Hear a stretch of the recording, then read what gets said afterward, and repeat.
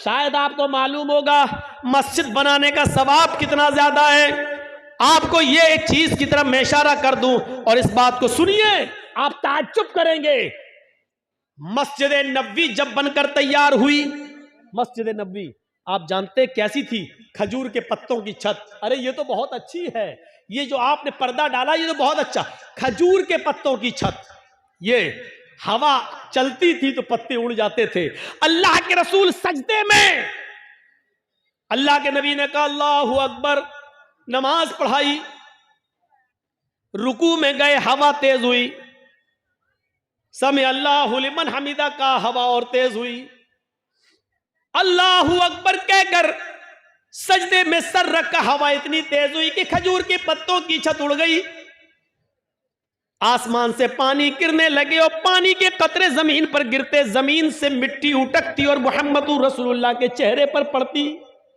अल्लाह के नबी ने जब नमाज पढ़ाकर सलाम फेरा, सलाम अलैकुम बरहमतुल्लाह, सलाम अलैकुम बरहमतुल्लाह, और चेहरा जब सहाबा की तरफ किया, सहाबा ने उस चेहरे पर मिट्टी लगी हुई देखी, जिस चेहरे को कभी देखकर हसन इब्न साबित ने कहा था वह अहसन मिन कलम तरकत आईनी व अजमल मिन कलम तलिदिन निसाउ, दुनिया में आपसे ज्यादा हसीन बेटा पैदा ही नहीं हुआ और आपसे ज्यादा खूबसूरत बच्चा दुनिया की किसी औरत ने पैदा ही नहीं किया। और जाबिर इब्ने सबुरा ने कहा था, आए चांद तू क्यों निकलता है, आए चांद तेरा चेहरा मेरे नबी के चेहरे से अच्छा नहीं है, आए चांद तेरे चेहरे को भी अगर हुस्न और खूबसूरती और रोशनी मिली है तो वो मेरे नबी के चेहरे से मिली है। ये जाबिर इब्ने सबुरा ने कहा था, मेरे भाइयों उस चेहरे पर आज मिट्टी लगी हुई देखी। सहाबा ने कहा अल्लाह के रसूल, क्या इस मस्जिद के लिए हम पक्की छत न बनवा दें? आपने कहा इस छत के लिए बहुत से पैसों की, दौलत की जरूरत है। सहाबा किराम ने ताउन करना चाहा। हजरत उस्मान गनी उठे और फरमाया किसी एक से भी लेने की जरूरत नहीं है, इस मस्जिद नबवी की पूरी तामीर मेरी जिम्मेदारी है। एक आदमी हर साहबी देना चाह रहा था, लेकिन एक ही साहबी ने कहा बस जितना भी खर्चा होगा मैं लगाऊंगा। क्या आपके इलाकों में ऐसे सरदार नहीं मिलेंगे, ऐसे सरपंच नहीं मिलेंगे, ऐसे अमीर लोग नहीं मिलेंगे जो मस्जिद की एक एक चीज ले लें? दीवार हम खड़ी कर देंगे, पत्थर हम लगवा देंगे, ये हम करवा देंगे, वो हम करवा देंगे। एक एक जिम्मेदारी अगर एक एक सरदार ले ले तो आसान हो जाए। हजरत उस्मान गनी ने अकेले कर दिया। और सोचो उस मस्जिद नबवी के बनने के बाद भी अल्लाह की कसम उस मस्जिद के अंदर फिर महीने नहीं, कई 1 या 1.5 साल का अरसा ऐसा गुजर गया कि मस्जिद बनने के बाद मदीने के सहाबा के पास इतना तेल नहीं था कि ईशा की नमाज के वक्त चिराग जलाया जा सके और नमाज पढ़ने वालों के लिए नमाज के वक्त चिराग जलाकर चिराग बुझा दिया जा सके। 1 साल 1.5 साल तक मस्जिद नबवी के बनने के बाद भी मेरे भाइयों ईशा की और फजर की नमाज अंधेरे में पढ़ी गई, अंधेरे में पढ़ी गई। एक दिन अल्लाह के रसूल ईशा की नमाज पढ़ाने के लिए आए तो क्या देखते हैं कि मस्जिद के कोने में चिराग जल रहा है। ईशा की नमाज पढ़ाने के लिए जब आते हैं तो मस्जिद के कोने में चिराग जलता हुआ देखते हैं। उस चिराग की रोशनी में आज ईशा की नमाज के वक्त जितने सहाबा मस्जिद नबी में जमा है, आज आप उनके चेहरों को देख रहे हैं। आपने पूछा ये चिराग किसने जलाया? इस मस्जिद नबी में आज ये चिराग किसने जलाया? कौन लेके आया? एक सहाबी उठते जिनका नाम तमीमदारी है। वो सहाबी उठते और कहते हैं अय अल्लाह के नबी, ये चिराग मैंने जलाया है, मेरे पास फाजिल तेल था, मेरा खर्चा अपने घर का चल जाएगा। मैंने देखा कि अल्लाह के घर में अंधेरा रहता है। मैं तेल ले आया, मैंने चिराग बनाया और जला दिया। आए अल्लाह के रसूल सल्लल्लाहु अलैहि वसल्लम, ये चिराग मैंने जलाया है, अगर चिराग की रोशनी में नमाज पढ़ना नाजायज हो या गलत हो तो मुझे माफ कर दीजिए, मैं ले जाऊंगा। अल्लाह के नबी ने कहा नहीं आए तमीम, नहीं, नाजायज नहीं है, बल्कि तुमने आज बहुत बड़ा काम किया है। आपने नमाज पढ़ाई और नमाज पढ़ाने के बाद साहबा की तरफ चेहरा किया और चेहरा करने के बाद फरमाया आए तमीम, आए तमीम, कद नव्वरतल इस्लाम। आए तमीम, तूने आज मस्जिद नबी को रोशन नहीं किया है, तूने आज सिर्फ अल्लाह के घर को रोशन नहीं किया है, आज तूने चिराग जलाकर पूरा इस्लाम चमका दिया है, पूरा इस्लाम रोशन कर दिया है, पूरे इस्लाम को एक नई रोशनी दे दी है। मेरे भाइयों, जब मस्जिद के अंदर एक छोटा सा चिराग जलाने पर इस्लाम की रोशनी करार दे दिया गया है, तो मस्जिद में बढ़ चढ़कर हिस्सा लेना कितना बड़ा सवाब होगा। हमें और आपको ये सोचना चाहिए, ये 5-5 और 10-10 रुपए का चंदा मांगते हुए और लोगों को करते हुए और आपको देते हुए शर्म आनी चाहिए। मैं ये नहीं कह रहा हूं कि नहीं देना चाहिए, शर्म ये आनी चाहिए कि हम अल्लाह के घर के लिए 10 रुपए दे रहे हैं, जबकि हम अपनी गाड़ी में 100 रुपए का 1 लीटर पेट्रोल भरवा लेते हैं जो उससे ज्यादा होता है। इस बात पर शर्म आनी चाहिए कि हमारे बच्चे 20, 25, 50 रुपए की जो टॉफियां और चॉकलेट हमसे खा जाते हैं और हम मस्जिद को 10 रुपए का चंदा दे रहे हैं। तो हमें इन मसलों को जानने की जरूरत है। जहां इस्लाम ने एहतराम इंसानियत बताई है, वहीं इस्लाम के अंदर एहतराम मुस्लिम भी बताया गया है। अच्छा, अब ये अंदाजा लगाओ, जब अल्लाह ये कह रहा है कि पड़ोसी के बच्चों को प्यार और मोहब्बत की नजर से देखो, तो इसका मतलब क्या हुआ? अपने बच्चों से कितना प्यार करो, ये आप अंदाजा लगा सकते हैं ना। जो इस्लाम दूसरों के बच्चों से मोहब्बत करने का हुक्म दे रहा हो, तो उससे अंदाजा लगाओ कि फिर अपने बच्चों से कितनी मोहब्बत होनी चाहिए।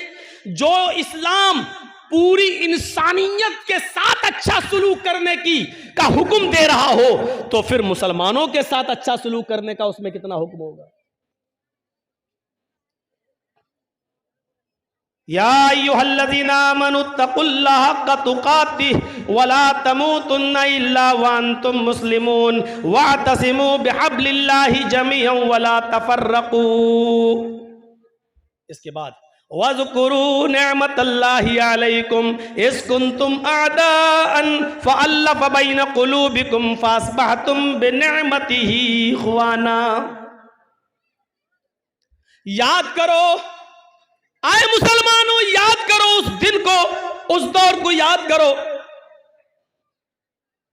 वज़कुरू निअमतल्लाहि अलैकुम इज़ कुंतुम अअदाअन, कि तुम आपस में एक दूसरे के दुश्मन थे। फ़अल्लफ़ बैन क़ुलूबिकुम, अल्लाह ने तुम्हारे दिलों में उल्फत डाल दी। फ़अस्बहतुम बिनिअमती इख़वाना, तो तुम अल्लाह की इस नेमत से, इस्लाम की नेमत से, कुरान की नेमत से, नबी की नेमत से तुम आपस में भाई भाई हो गए। अल्लाह ने हमें उस दौर को याद दिलाया जब हम आपस में एक दूसरे के दुश्मन थे। एक एक रोटी और एक एक बोटी के पीछे हम एक दूसरे का कत्ल कर दिया करते थे। एक गांव के एक आदमी की बकरी दूसरे के गांव के खेत में, एक आदमी के खेत में चली गई, इतनी सी बात को लेकर झगड़ा शुरू होता है दोनों कबीलों और दोनों खानदानों के बीच में। जानते हो ये लड़ाई कितने दिन तक चली? ये लड़ाई 27 साल तक चली। ये लड़ाई 27 साल तक, और 27 साल के बाद जब ये लड़ाई बंद होती है तो दोनों तरफ से मरने वालों की तादाद गिनी जाती है, तो मरने वालों की तादाद थी 40,000। एक बकरी की वजह से, वो भी सिर्फ थोड़ी सी घास खा ली थी, इतनी सी बात पर दोनों कबीलों में लड़ाई चलती है। तो कितने साल तक चली? 27 साल। और 27 साल के बाद जब बंद होती है तो दोनों तरफ से मरने वालों की गिनती कितनी हुई? 40,000। अंदाजा लगाओ कितने खतरनाक लोग थे, कितनी डेंजर कौम थी। हम लोग तो मौजमपुर लखीपुर को रोते हैं कि इधर जान की कोई कीमत ही नहीं है, कब मार दो और कब नदी में बहा दो। कितनी डेंजर कौम थी। लेकिन ये डेंजर कौम भी जानते हो कितनी हमदर्द बन गई इस कुरान की नेमत से कि एक गज़वे में, गालिबन गज़वे ज़ात रिक़ा के मौके पर, सहाबा जंग लड़ते लड़ते जख्मी हो जाते हैं। कोई इस झाड़ी के नीचे, कोई उस झाड़ी के पास, कोई उस पहाड़ी के पास। एक सहाबी पानी लेकर घूम रहे हैं कि कोई जख्मी मिले उसको पानी पिलाऊं। उसकी नजर झाड़ी के किनारे पड़े हुए एक सहाबी के ऊपर पड़ती है जो जख्मों से चू रहे हैं और चीख रहे हैं, पानी पानी। ये सहाबी उसके पास पहुंचते हैं, उनको उठाते हैं, सर पकड़कर अपनी रान के ऊपर रखते हैं, उनको पानी का गिलास उनके मुंह में रखते हैं, देते हैं कि पानी पियो। जैसी पानी का गिलास उनके होठों तक जाता है, अभी वो पीते नहीं कि दूसरी झाड़ी से आवाज आती है, पानी, काश मुझे भी पानी मिल जाए, या थोड़ा सा पानी तुम मेरे लिए भी छोड़ देना। ये खुद प्यासा था, इसने पानी नहीं पिया, छोड़ दिया और कहा मेरा भाई मुझसे भी ज्यादा प्यासा है, मुझसे भी ज्यादा पानी का मुतलाशी है, लिहाजा जाओ पहले तुम उसको पानी पिला दो।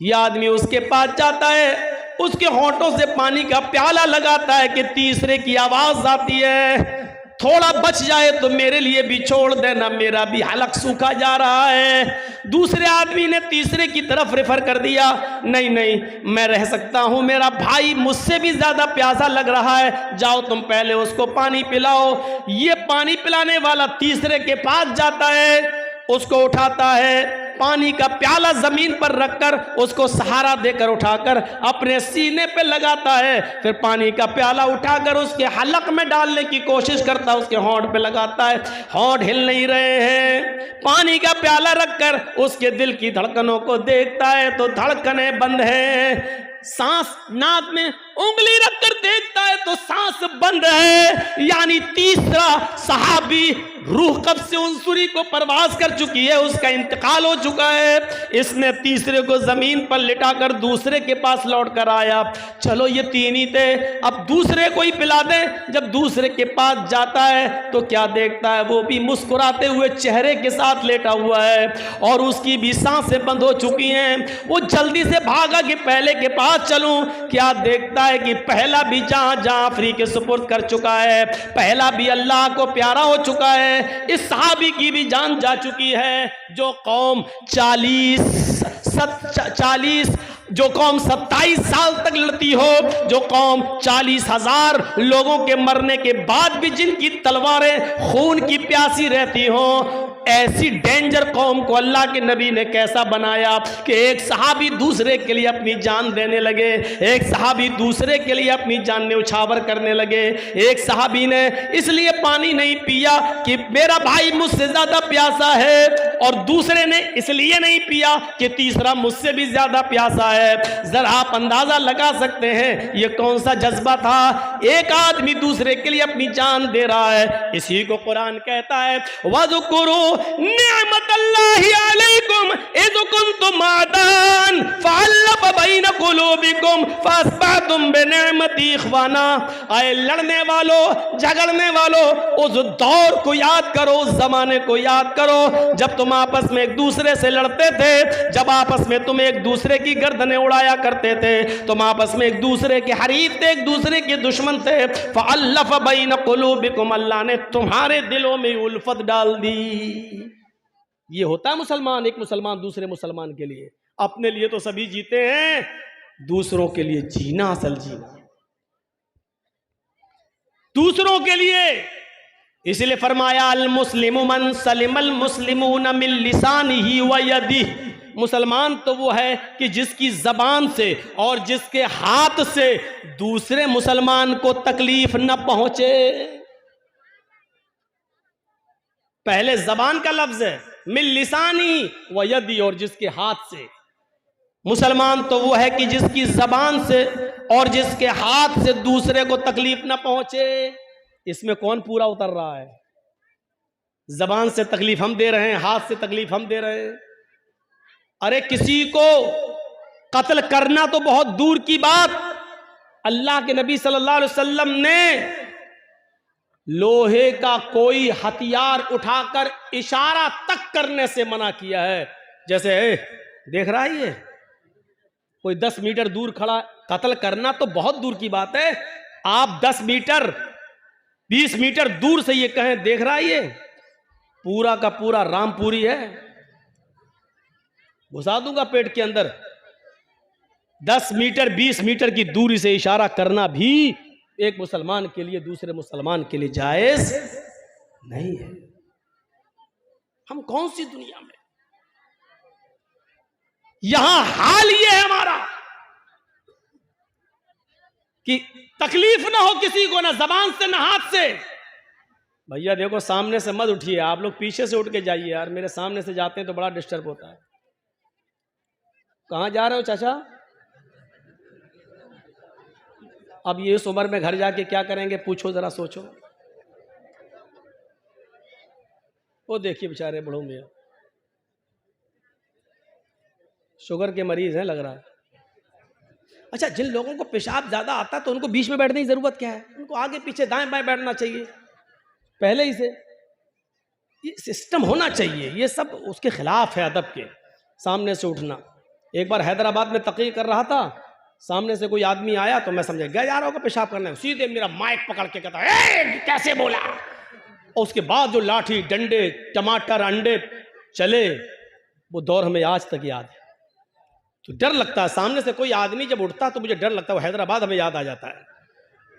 इंसान हम भी हैं, खोपड़ी में वो ऐसा बैठ गया है कि जब भी कोई उठता तो वो हैदराबाद याद आ जाता है। तो सामने से मत उठा करिए, जबान से और हाथ से तकलीफ नहीं होनी चाहिए किसी को, किसी मुसलमान को किसी मुसलमान से। लेकिन यहां तो हाल ये है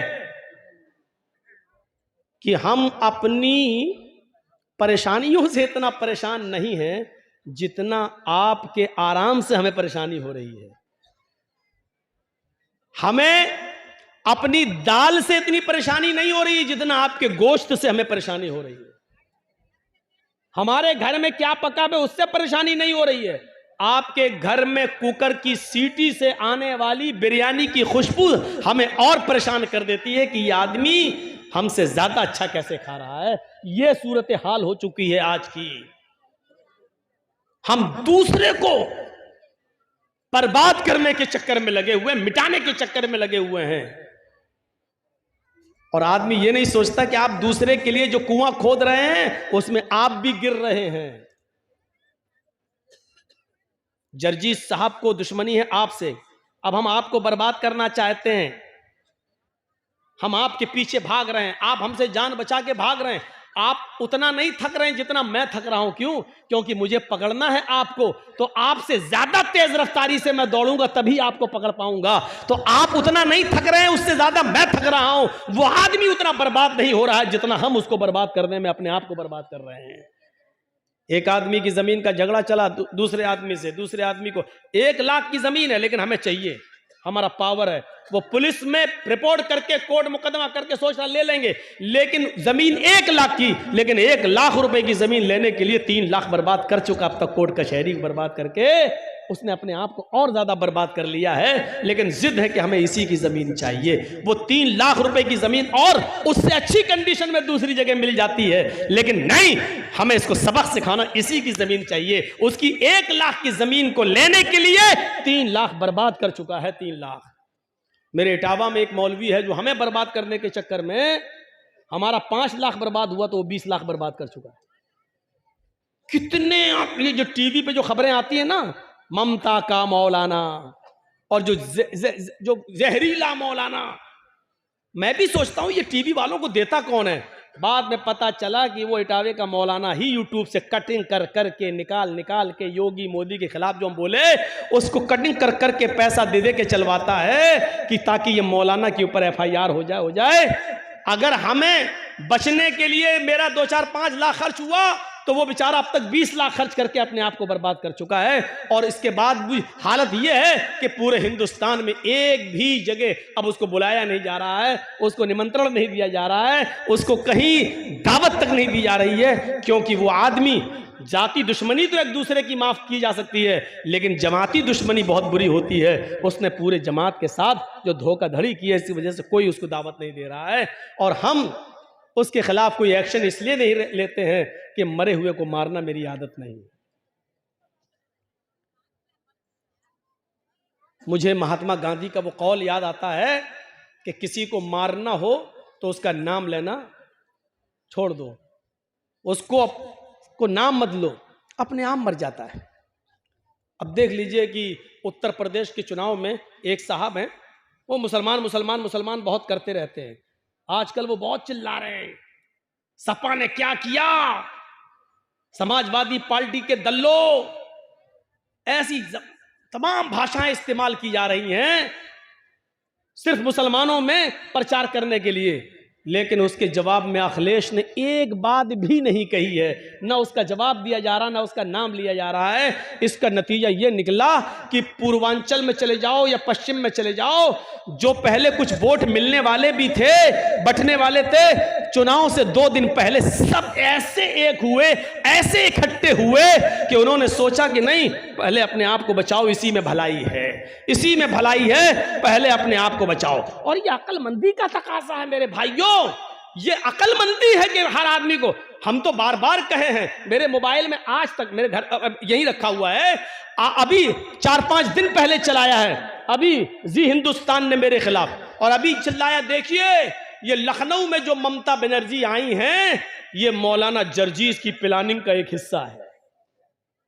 अब बताइए, ये जी हिंदुस्तान ने चलाई है, मेरे पास रखी हुई है वो रिकॉर्डिंग। मैं जब टीवी में आ रहा था मैंने वो बना लिया, उसकी वीडियो बना ली, 2 मिनट की मैंने वीडियो बना ली कि देखिए ये उसी प्लानिंग का हिस्सा है। मौलवी जर्जीस जो बंगाल में बोला, ममता बनर्जी वही लखनऊ में बोल रही हैं। इनकी दोनों की भाषा एक है, ये सब मुसलमानों को एक करने के लिए आए हैं। जर्जीस ने बंगाल में मुसलमानों को एक किया, ममता बनर्जी यहां उत्तर प्रदेश में मुसलमानों को एक करने आई। यानी इस तरीके से ये बोला जा रहा है, इस तरीके से।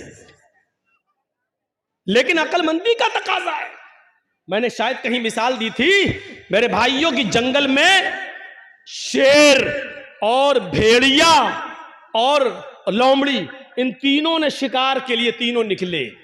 जंगल में शेर, भेड़िया और लोमड़ी, जानते होंगे लोमड़ी, फॉक्स, ये तीनों जानवर शिकार के लिए निकले।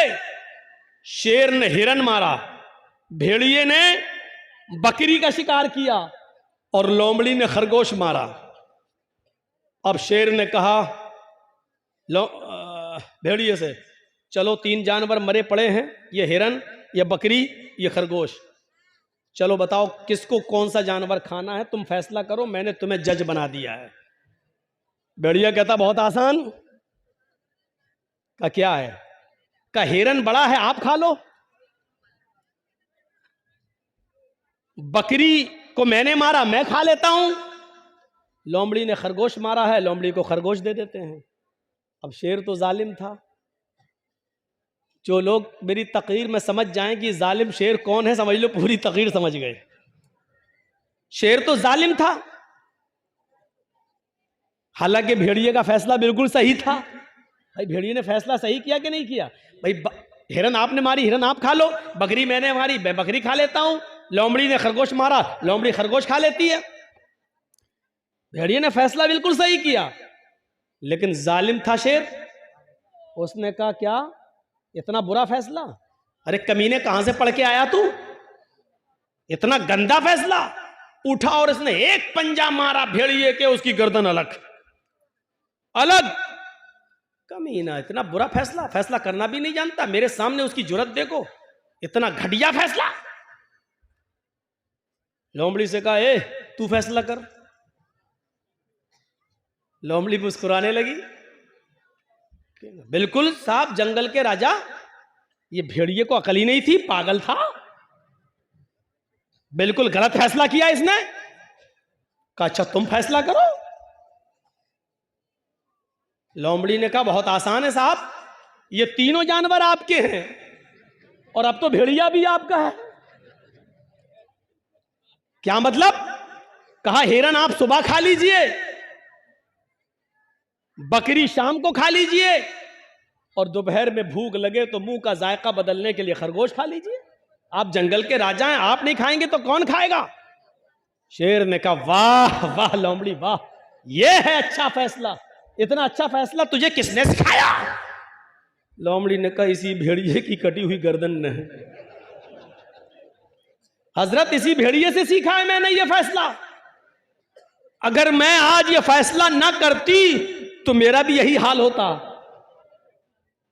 मैंने उत्तर प्रदेश में यही बात कह दी। मैंने कहा जालिम बादशाह से बचने के लिए भेड़िया मत बनो, सही फैसला करने की कोशिश मत करो, वरना हक बात कहने पर भी मारे जाओगे। अक्लमंदी यह है कि लोमड़ी ने फैसला गलत किया जरूर था, लेकिन अक्लमंदी ये थी कि उसने अपने आप को बचा लिया।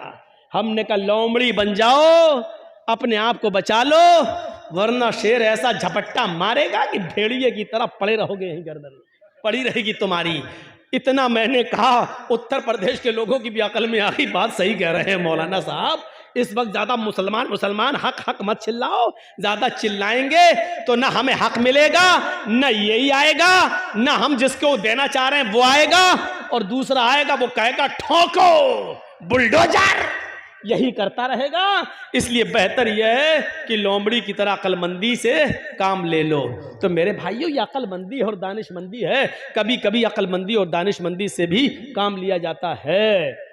अल्लाह के रसूल के पास एक सहाबी आए, कहा अल्लाह के नबी मेरे अंदर 4 बुराइयां पाई जाती हैं। मैं शराब भी पीता हूं, मैं जिना भी करता हूं, मैं चोरी भी करता हूं और मैं झूठ भी बोलता हूं। बताओ इन चारों में से एक छोड़ सकता हूं, क्या छोड़ूं? जबकि बुराइयां तो चारों हैं, हराम तो चारों हैं। अल्लाह के नबी से कहता 4 नहीं, 1 छोड़ सकता हूं, बताओ क्या? अल्लाह के नबी ने कहा अच्छा काम कर, झूठ छोड़ दे। कहा अल्लाह के नबी मैं तो बड़ा अक्लमंद समझता था, आप झूठ छोड़ने को कह रहे हैं? कहा नहीं नहीं, झूठ छोड़ दे। अब वो शराब पीने के लिए गया तो सोचने लगा अल्लाह अगर शराब पीऊंगा, अल्लाह के नबी ने कल पूछ लिया कि शराब पीती कि नहीं पीती और मैंने कह दिया हाँ पी थी, तब तो मेरी कोड़े मारे जाएंगे, क्योंकि हम खुद कबूल कर रहे हैं। और अगर कह दिया कि नहीं तो ये झूठ होगा, और मैंने वादा किया कि झूठ नहीं बोलूंगा, शराब छोड़ दी। अब जिना करने गया तो कहने लगा अल्लाह के रसूल ने अगर पूछ लिया कल जिना किया था कि नहीं, और मैंने कह दिया हाँ किया था, तब तो पत्थरों से मार मार के हमें खत्म कर दिया जाएगा।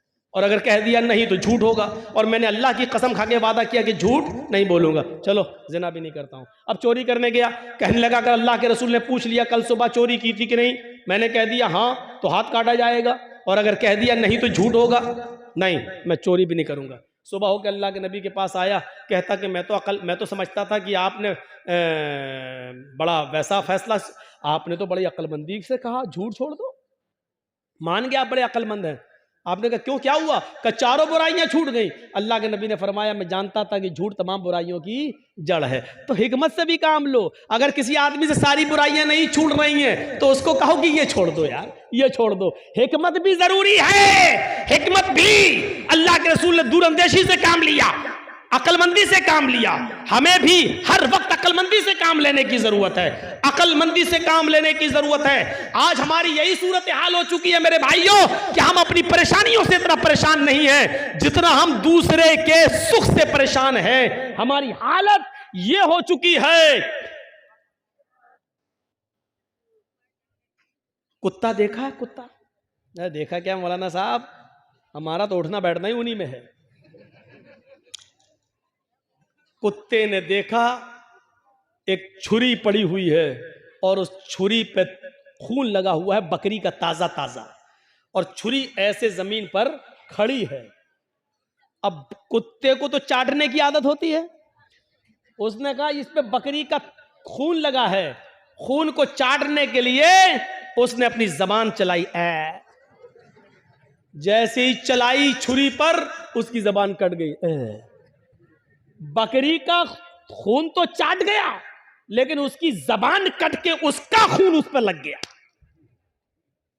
अब कुत्ता क्या समझ रहा है ना, अभी खून बाकी है। उसने फिर दोबारा जबान से चाटा, फिर दूसरी जगह से कट गई। उसने कहा अरे अभी भी बाकी है, फिर चाटा, फिर कट गई। वो उस वक्त तक चाटता रहा कि उसकी जबान कट के गिर गई, और फिर वो खुद हलाक हो गया, मर गया। यही हालत हमारी है। मिसाल सख्त जरूर है, लेकिन सच्ची मिसाल है। हम दूसरे को बर्बाद करने के लिए यही अपने आप को बर्बाद कर लेते हैं, जैसे कुत्ता बकरी के खून को चाटने के लिए अपना ही खून चाटते चाटते अपनी जबान काट बैठा। यही हाल हमारा है।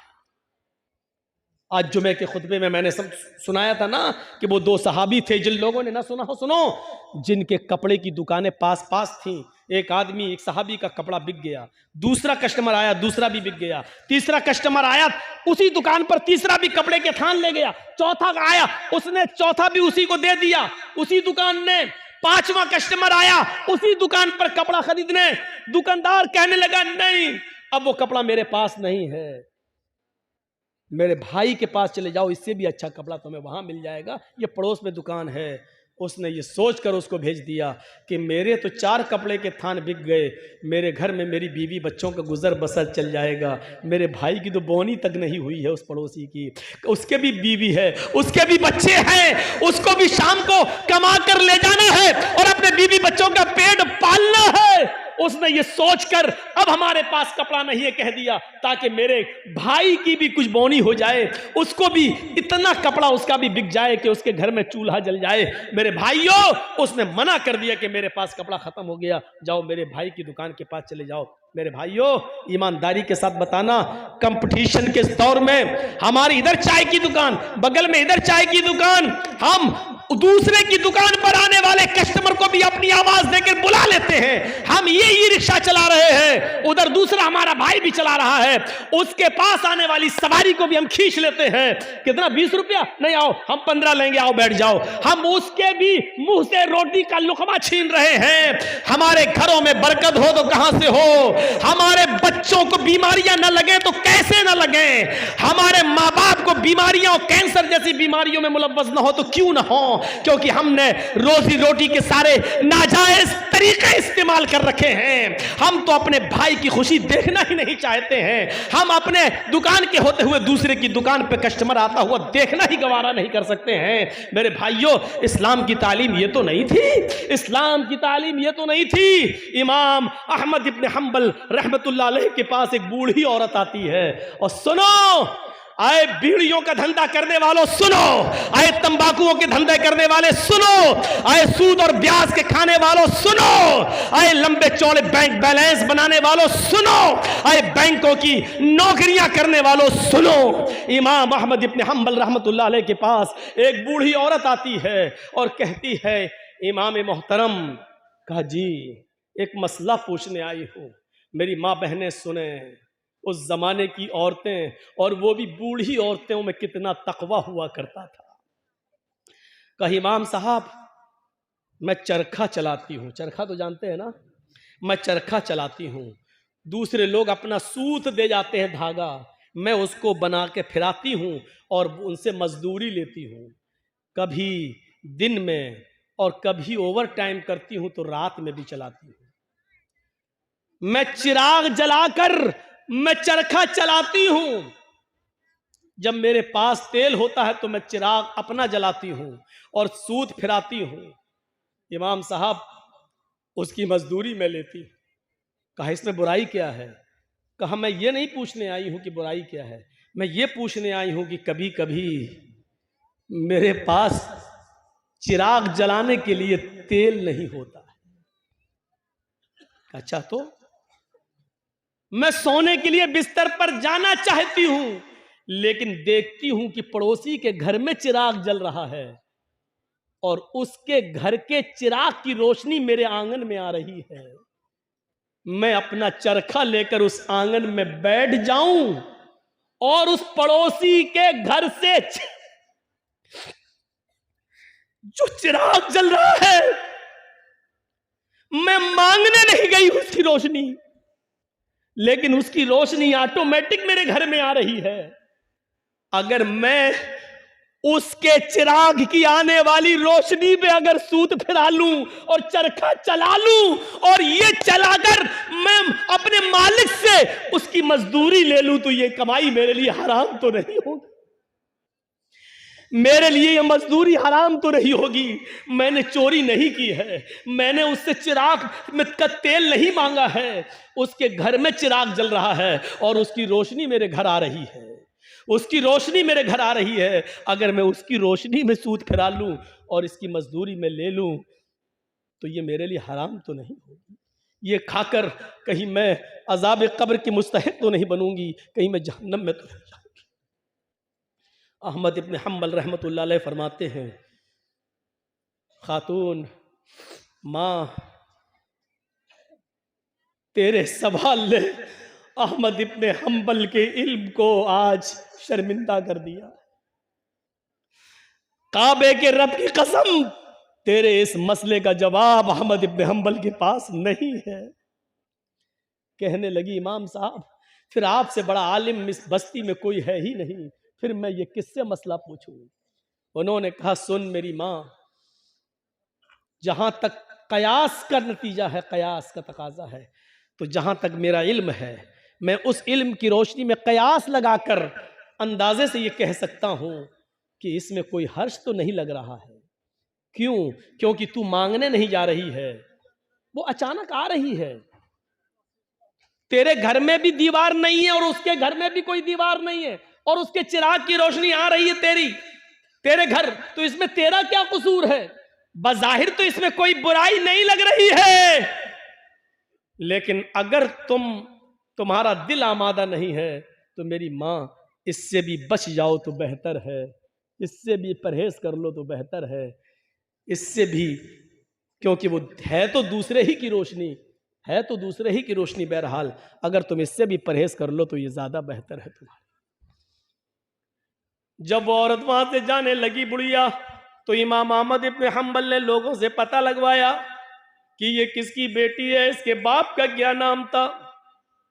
बताया होगा किसी ने कुछ जो मेरे जहन में नहीं रहा।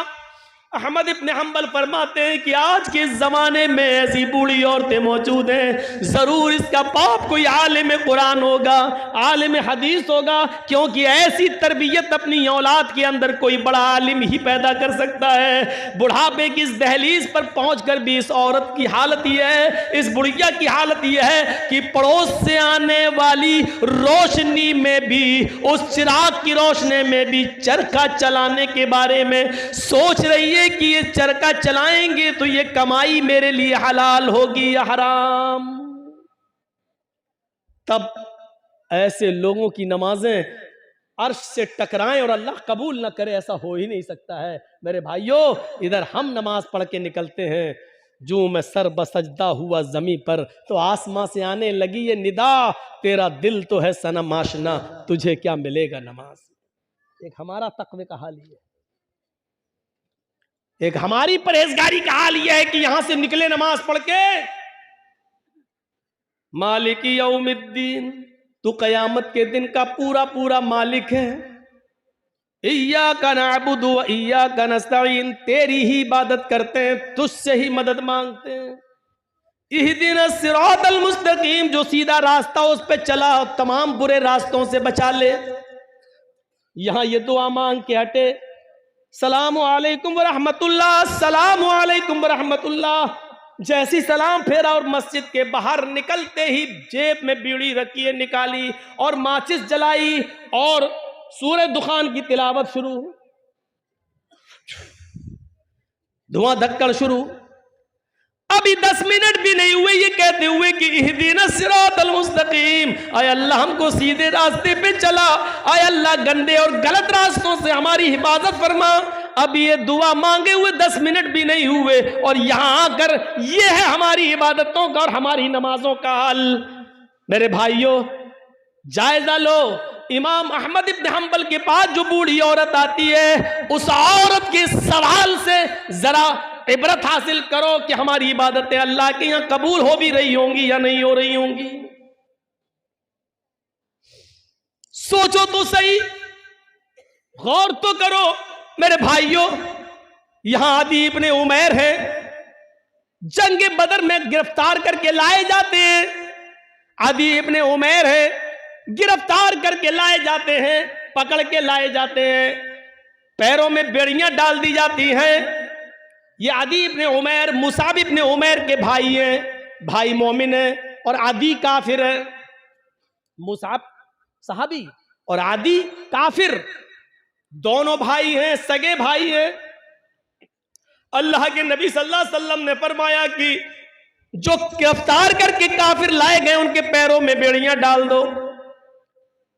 आदि के पैरों में जब बेड़ियां डाली जाने लगी तो मुसाब इब्ने उमैर वहीं खड़े हो गए, और जो उनके पैरों में बेड़ियां डाल रहा था सहाबी आदि इब्ने उमैर के पैरों में वहीं खड़े होकर मुसाब इब्ने उमैर कहने लगे, आए सहाबी अपने दोस्त से, आए दोस्त इसके पैरों में बेड़ियां जरा टाइट डालो, यहां से कस दो, मैं इसको अच्छी तरीके से जानता हूं, ये लॉक तोड़ने में, जंजीर तोड़ने में बड़ा माहिर है, यहां से टाइट कर दो वरना ये तोड़ के भाग जाएगा। जब मुसाब इब्ने उमैर ये कह रहे थे कि इसके पैरों में यहां से टाइट करो, यहां से टाइट करो, यहां से लॉक लगाओ, तो आदि इब्ने उमैर को इतना गुस्सा आ रहा था कि मारे गुस्से के आदि चीख पड़ा, आए मुसाब तुझे शर्म आनी चाहिए, तू उसी उमैर का बेटा है जिसका बेटा मैं हूं, तेरी रगों में उसी बाप का खून तोड़ रहा है जिसका खून हमारी रगों में तोड़ रहा है, लेकिन आज तुझे भाई कहते हुए शर्म आ रही है, तेरी गैरत कैसे गवारा कर रही है कि तेरी आंखों के सामने तेरे सगे भाई के पैरों में बेड़ियां डाली जा रही हैं और तू देख रहा है खड़े होकर, और देख ही नहीं रहा है बल्कि मशवरा दे रहा है कि यहां से टाइट करो। थूकता हूं तुझ पर भाई कहते हुए, शर्म आती है तुझे। इधर मुसाब इब्ने उमैर कहते हैं, चुप, खामोश, तू भाई है मेरा? नहीं, तू मेरा भाई नहीं है। आदि कहता है, क्या उमैर तेरा बाप नहीं है? क्या मेरी मां तेरी मां नहीं है? क्या उमैर का खून तेरी रगों में नहीं दौड़ रहा है? क्या मेरी मां का दूध तेरी रगों में खून बनकर नहीं दौड़ रहा है? जवाब दिया, उमैर मेरा बाप है, ये सच है, तेरी मां मेरी मां, ये सच है, तूने और मैंने एक ही मां का दूध पिया है, ये भी सच है, तेरी और मेरी रगों में एक ही बाप का खून दौड़ रहा है, यह भी सच है, लेकिन यह सच नहीं है कि तू मेरा भाई है। जानता है मेरा भाई कौन है? आदि ने कहा, फिर कौन है अगर मैं तेरा भाई नहीं हूं? मेरा भाई वो है जो तेरे पैरों में बेड़ियां डाल रहा है? ये तेरा भाई है? हाँ, इसलिए कि मेरे इस भाई ने कलमा पढ़ा है, अशहदु अल्ला इलाहा इल्लल्लाह व अशहदु अन्ना मुहम्मदन अब्दुहु व रसूलुहु। बुखारी शरीफ की हदीस के इस वाक़े से हमें यह पता चलता है मेरे भाइयों कि इस्लाम लाने के बाद, ईमान कलमा पढ़ने के बाद, ला इलाहा इल्लल्लाह मुहम्मदुर रसूलुल्लाह का इकरार करने के बाद, इस्लामी रिश्ते से कलमे की बुनियाद पर अपने एक साथी की जो इज्जत होती है वो फिर सगा भाई भी वो दर्जा नहीं रखता है। क्या जवाब दिया? खूनी रिश्ते को कुर्बान कर दूंगा, लेकिन कलमे की बुनियाद पर ये मेरा भाई है, इस रिश्ते को मैं कुर्बान नहीं करूंगा। आए आदि, तू मेरा भाई नहीं, मेरा भाई वो है जो मेरे पैरों में बेड़ियां डाल रहा है, इसलिए कि इसने कलमा पढ़ा है, अशहदु अल्ला इलाहा इल्लल्लाह व अशहदु अन्ना मुहम्मदन अब्दुहु व रसूलुहु। इस कलमे की बुनियाद पर ये मेरा भाई है, तू भाई नहीं है। ये होता है इस्लामी रिश्ता, और इस्लामी रिश्ता इतना अहम होता है कि उसके लिए खूनी रिश्ते को कुर्बान कर दिया जाता है। अरे कम से कम उतना ही करो जो अपने लिए पसंद करो, वो अपने भाई के लिए पसंद, अपने मुसलमान भाई के लिए पसंद कर लो, यही काफी, इतना ही करो। आज के जमाने में सईद इब्ने जुबैर को हज्जाज इब्ने यूसुफ की पुलिस ढूंढ रही थी, सईद इब्ने जुबैर को हज्जाज इब्ने यूसुफ की पुलिस ढूंढ रही थी, हुक्म था उसको पकड़कर जिंदा मेरे पास लाओ, उसको कत्ल किया जाएगा। सईद इब्ने जुबैर बड़े नेक आदमी थे, लेकिन हज्जाज इब्ने यूसुफ ने बड़े नेक लोगों को ही कत्ल किया है, एक एक करके न जाने कितने सहाबा को उसने कत्ल किया है। हज्जाज इब्ने यूसुफ ने सईद इब्ने जुबैर को पुलिस ढूंढ रही थी, पुलिस तलाश कर रही थी, लेकिन सईद इब्ने जुबैर किसी के हाथ नहीं लग रहे थे। रात को वो बहुत सी दूरी तय करके हज्जाज इब्ने यूसुफ की सल्तनत से निकलना चाह रहे थे, उसके मुल्क से बाहर भागने की कोशिश कर रहे थे ताकि मेरी जान बच जाए, लेकिन रात का वक्त था, अंधेरे में फायदा उठाकर वो जाया करते थे, और जब सुबह होती थी तो कहीं पनाह ले लिया करते थे ताकि हज्जाज इब्ने यूसुफ की पुलिस हमको न पकड़ ले। एक दिन रात को इशा की नमाज के बाद किसी मुसलमान के घर वो खाना खाने के लिए रुके थे। और मुसलमानों ही में से किसी ने जासूसी कर दी। हज्जाज इब्ने यूसुफ की पुलिस को बता दिया कि सईद इब्ने जुबैर फला आदमी के घर रुके हुए हैं और रात का हिस्सा गुजरने के बाद वो इस घर से निकलेंगे और वो फिर भागेंगे। हज्जाज इब्ने यूसुफ की पुलिस आती है और इशा की नमाज के बाद उस घर पे छापा मारती है। सईद इब्ने जुबैर पकड़ लिए जाते हैं। अब बताता हूं जासूसी किसने की? अपनों ने। अपने ही जासूसी करते हैं। लॉकडाउन के मौके पर आपने देखा होगा हमारे उत्तर प्रदेश में तो वही हाल था, जब हर चीज का गोश्त बंद था, कुछ नहीं ले सकते थे और चोरी छुपे कोई अगर भैंस काट लेता था तो अपने ही लोग जासूसी करते थे, फलां के घर में भैंस हुई है, और पुलिस आकर छापा मारती थी। जितने की भैंस नहीं उससे ज्यादा जुर्माना वसूल करती थी। अपने ही जासूसी करते हैं। इनाम का लालच होगा, इतना मिलेगा। सईद इब्ने जुबैर पकड़ लिए जाते हैं और सईद इब्ने जुबैर को हज्जाज इब्ने यूसुफ के पास लाया जा रहा है। लेकिन जहां पकड़े गए वहां से हज्जाज इब्ने यूसुफ इतना दूर है कि वहां तक जाने में 1 हफ्ता लग जाएगा। घोड़े पर, ऊंट पर बैठकर सफर किया जाए तो 1 हफ्ता लग जाएगा। कितना? 1 हफ्ता। लेकिन चल रहे हैं। नमाज का वक्त होता, वो नमाज पढ़ते। सफर में रोजा माफ है, लेकिन सईद इब्ने जुबैर सफर में भी रोजा रख रहे हैं, क्योंकि उनको मालूम हो चुका है कि अब मेरी मौत का वक्त करीब है। हज्जाज के सामने मैं लाया जाऊंगा और मुझे कत्ल कर दिया जाएगा। लिहाजा वो दिन में रोजा रखना शुरू कर दिए। जहां पुलिस वाले आराम करने के लिए रुकते वो वहीं नमाज पढ़ना शुरू कर देते और नफली इबादत करना शुरू कर देते। सईद इब्ने जुबैर की इबादत पुलिस वालों को बड़ी पसंद आई, उनका अखलाक बहुत पसंद आया। हज्जाज किन दोनों पुलिस वालों ने 3 दिन के बाद कहा, देखो सईद इब्ने जुबैर बड़ा नेक आदमी है, अगर इसको हम हज्जाज के पास ले जाएं तो हज्जाज इसको कत्ल कर देगा। बेचारा बच्चों वाला आदमी है, बीवी बच्चे इसके महरूम हो जाएंगे, और हज्जाज को क्या मालूम कि हमने इसको पकड़ा है।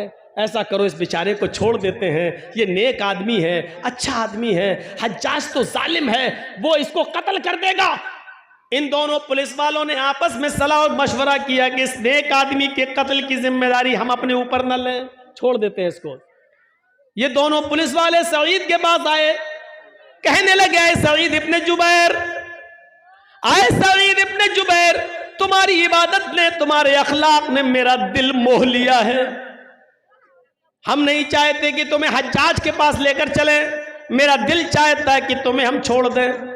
आए हज्जाज, ये रात का वक्त है, अंधेरे का फायदा उठाओ और तुम निकल जाओ। हज्जाज को तो मालूम नहीं है कि मैंने तुम्हें गिरफ्तार कर लिया है। हम उसके पास जाएंगे और कह देंगे कि हमें सईद इब्ने जुबैर मिले ही नहीं।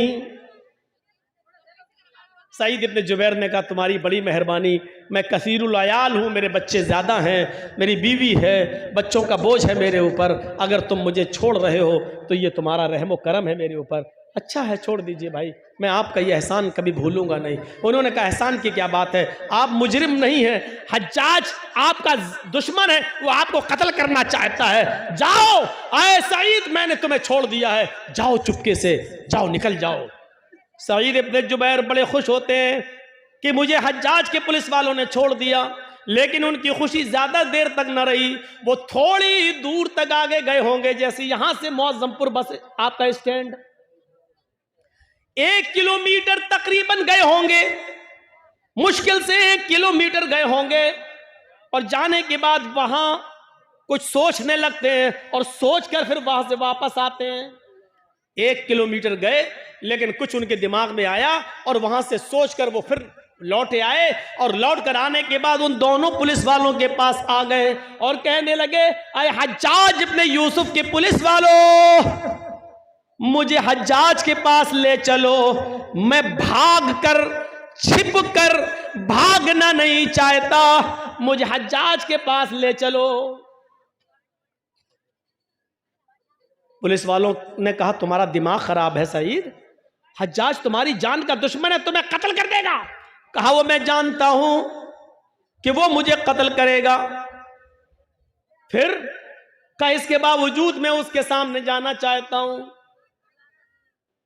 पुलिस वाले कहते आए सईद बेवकूफी मत करो, मैंने तुम्हें छोड़ दिया, फिर तुम क्यों आए? सईद इब्ने जुबैर रोते हैं और रोते हुए कहते हैं, आए पुलिस वालों, तुम्हें नहीं मालूम जिस आदमी ने मेरी जासूसी की और तुम्हें यह बताया कि मैं इस घर में छिपा हूं, वो तो कहीं ना कहीं से देख ही रहा होगा, उसको तो यह मालूम ही होगा कि तुम दोनों ने मुझे गिरफ्तार कर लिया है, मुझे पकड़ लिया है। वो आदमी हज्जाज को यह खबर दे देगा, इन दोनों पुलिस वालों ने सईद को गिरफ्तार कर लिया। आए पुलिस वालों, अगर हज्जाज को यह पता चल गया कि तुमने मुझे पकड़ लिया था और फिर छोड़ दिया, तो मैं तो बच जाऊंगा, लेकिन फिर तुम्हारा हश्र यह होगा कि तुम दोनों को खूनी चमड़े पर लिटाकर बिठाकर तुम्हारी गर्दनों को उड़वा देगा। और मैं ये नहीं चाहता कि मेरी जान बच जाए और मेरे बदले में तुम दोनों की जान चली जाए, मेरी गर्दन महफूज रहे और तुम दोनों की गर्दनें कट जाएं। अल्लाह के नबी ने फरमाया, जो अपने लिए पसंद करो वो अपने भाई के लिए पसंद करो, और जो अपने लिए पसंद ना करो वो अपने भाई के लिए पसंद ना करो। जब मुझे अपनी गर्दन अपने लिए कटाना पसंद नहीं है, तो अपने वजह से, मेरी वजह से तुम दोनों की गर्दनें कट जाएं, ये मुझे कैसे पसंद हो सकता है? अगर मेरे बीवी बच्चे हैं तो आपके भी तो बीवी बच्चे हैं, फिर मेरे बीवी बच्चों में मैं खुश रहूं और तुम दोनों की जान जाए और तुम दोनों की बीवी बच्चे एक दूसरे के ऊपर बोझ बन जाएं, ये इस्लाम ने नहीं सिखाया, ये हमारे नबी ने नहीं सिखाया। आए हज्जाज के पुलिस वालों, मुझे हज्जाज के पास लेकर चलो। इसके बावजूद उन दोनों ने समझाया, लेकिन नहीं माने सईद इब्ने जुबैर, हम अपने लिए तुम्हारी जिंदगी खतरे में नहीं डाल सकते हैं। आखिरकार जिद करते रहे और वो दोनों पुलिस वाले उनको पकड़कर हज्जाज के सामने ले आए। हज्जाज ने कहा, बहुत बहुत मुबारक, तुम इनको पकड़ कर लाए हो, तुम्हें इनाम से नवाजा जाएगा। और कहा, कोई ख्वाहिश है तुम्हारी? उन्होंने वही ख्वाहिश जाहिर की कि हमें 2 रकात नमाज पढ़ना है। कहा, पढ़ लो। खूनी चमड़ा बिछा दिया गया। कुछ खाना है, कुछ पीना है? कहा, नहीं। क्यों? आखिरी तमन्ना तो सबसे पूछी जाती है, कुछ खाना हो पीना हो तो बता दो। सईद इब्ने जुबैर ने कहा, इन्नी साइमुन, मैं रोजे से हूं। हज्जाज इब्ने यूसुफ ने कहा, चलो।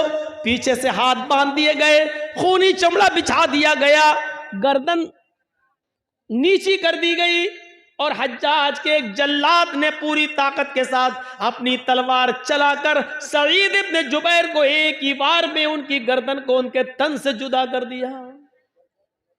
पूरा वाकया बताने का मेरा मकसद सिर्फ यह है कि सईद इब्ने जुबैर ने अपनी गर्दन कटाना गवारा कर लिया, लेकिन अपनी वजह से उन दोनों मुसलमान पुलिस वालों की जिंदगी खतरे में नहीं डाली।